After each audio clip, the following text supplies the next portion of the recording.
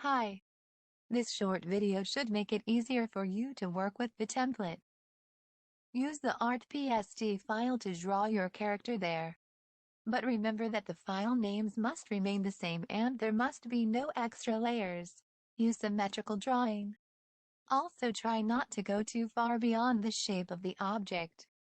But if you do, that's okay. Don't be afraid to experiment. After you are done drawing, remove all unnecessary layers and paths, otherwise your file will not load correctly. Open the VTuber Model Creator 3 file that was in the archive.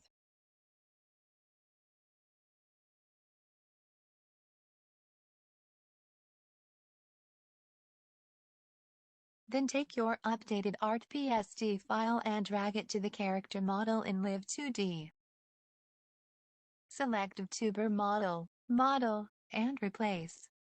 If you have done everything correctly, your model will fit perfectly.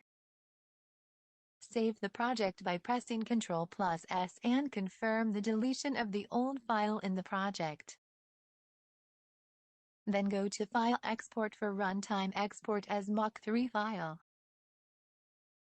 You need to open the VTuber model folder, which was in the archive, and open it.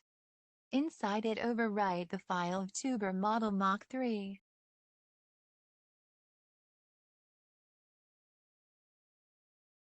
To make emotions work too, you need to run VTuber Model Mach3 in the window that opens.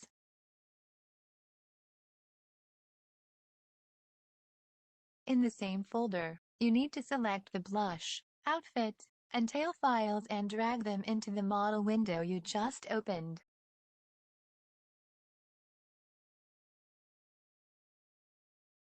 Press Ctrl+S and confirm the replacement of all files.